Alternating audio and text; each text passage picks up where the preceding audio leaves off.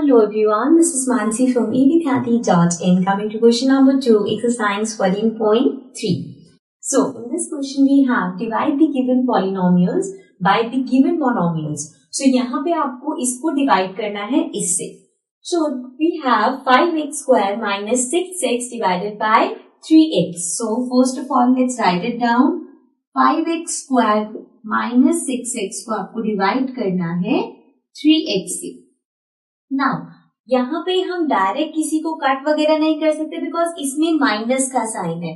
So there are two options. या तो आप इनको अलग कर दो, means you can write it as 5x square upon 3x minus 6x upon 3x. So this is one option कि आप इसको फिर ऐसे सॉल्व करो. Other one which is quite simple is कि यहाँ पे जो ऊपर हमारे पास है उसमें से हम कॉमन ले लेते हैं. तो क्या कॉमन आएगा? इन दोनों में हमारे पास x कॉमन है. इसमें भी x है, इसमें भी x है. सो अगर मैं यहाँ पे x कॉमन लेती हूँ तो यहाँ पे बचा 5 एंड x स्क्वायर मतलब 2 बार x. सो 2x में से एक x कॉमन में चला गया. सो बचा 1x माइनस 6x में से x कॉमन में चला गया. सो हमारे पास आया 6 राइट अपॉन 3x.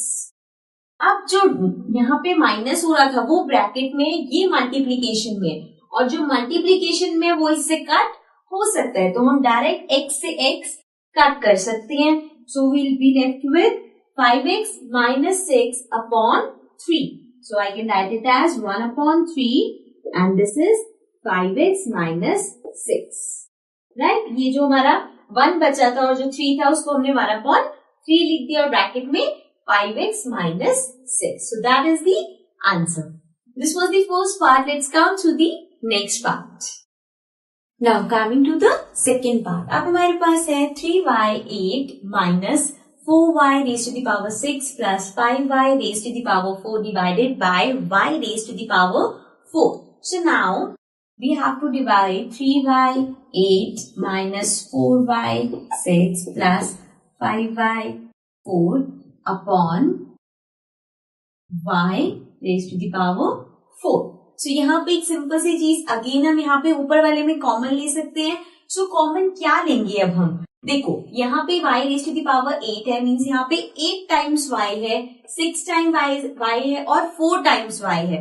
सो सबसे कम जो है दैट इज इसके पास विच इज 5 के साथ 4 टाइम्स y है. सो वो इन तीनों में कॉमन है बिकॉज y4 इसमें भी है, y बिकॉज इसमें 6 हमारे पास y है, मीन्स 4 तो इसमें भी है. सिमिलरली इसमें हमारे पास 8 y's है, मीन्स 4 तो अभी भी इसमें है. सो अगर मैं y raise to the power 4 common ले लूं सो दिस मीन्स यहाँ पे क्या बचेगा? y into y into y into y into y. यहाँ मैंने 8 टाइम्स y लिख दिया जिसमें से 4 हमने कॉमन ले लिया. सो 1 2 3 4 ये 4 हमने कॉमन में ले लिए. तो कितना बचा? 1 2 3 4 means 8 minus 4 which is 3y raised to the power 4 minus 4. अब यहाँ पे y raised to the power 6 था जिसमें से 4 कॉमन में चला गया. So 6 minus 4 is 2. So this will be 4 5 raised to the power 2 plus यहाँ पे y raised to the power 4 पूरा कॉमन में चला गया तो सिर्फ बचा 5 राइट एंड इस पूरे के अपॉन में है y raised to the power 4. Now ये हमारे पास इसके साथ मल्टीप्लाई हो रहा है और ये डिवाइड. सो मीन्स ये दोनों भी आपस में डिवाइड हो रहे हैं. So we can cancel it out because ये भी y raised to the power 4 है, ये भी y raised to the power 4 है. सो हम इन दोनों को कैंसिल कर सकते हैं. सो नाउ हमारे पास बचा 3y raised to the power 4 minus 4y raised to the power 2 plus 5. So this is the answer.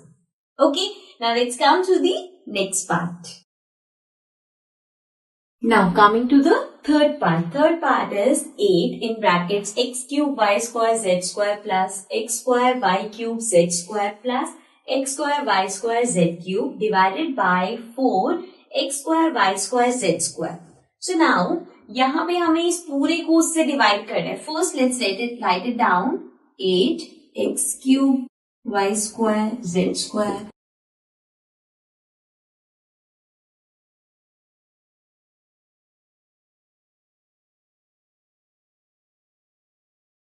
and this whole is divided by 4x square y square z square. So now अब हम ऊपर देखते हैं हम क्या चीज common ले सकते हैं, जिस तरह से हम अभी करते हुए आ रहे हैं. So हम यहाँ पे सर्च करते हैं क्या कॉमन हो सकता है. तीनों में एक तो x y z है, वी हैव टू सी कितनी कितनी बार है.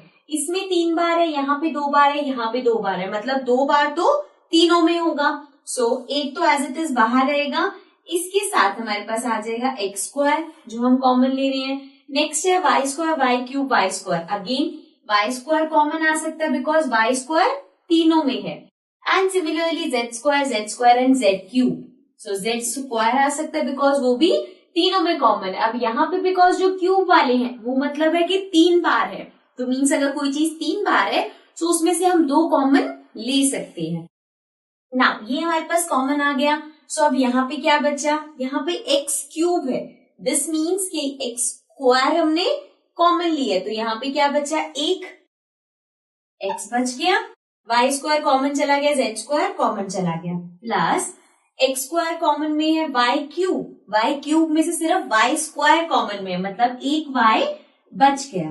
देन जेड स्क्वायर कॉमन में है, एक्स स्क्वायर कॉमन में है, वाई स्क्वायर कॉमन में है, जेड क्यूब में से जेड स्क्वायर कॉमन में है. जैसे कि जेड क्यूब मतलब 3 बार जेड, इसमें से 2 बार कॉमन में है तो 1 बार बचा. So this will be plus z upon 4 x square y square z square. So यहाँ पे ये सब मल्टीप्लाई हो रहे हैं. सो एक तो हम नंबर कट कर सकते हैं, 4 1 जा 4, 4 2 जा 8. बाकी बचा x square y square z square and यहाँ पे भी सेम है x square y square z square. So ये पूरा कैंसिल हो जाए. So the answer will be 2 बचा हमारे पास बाहर and in bracket x plus y plus z. So this is the answer, right. Now let's come to the next part. Now coming to the fourth part. Now we have x cube plus 2x square plus 3x divided by 2x. So let's write it down. अब हमें इसको divide करना है 2x से. So the first thing is let's see ऊपर वाले में हमारे पास क्या कॉमन है. नंबर में तो कुछ भी कॉमन नहीं है. वेरिएबल में x cube x square x, तो यहाँ पे x तीनों में है और लास्ट वाले में सिर्फ एक बार है, मीन्स आप सिर्फ एक बार ही x को कॉमन ले सकते हो. सो हमने x कॉमन लिया.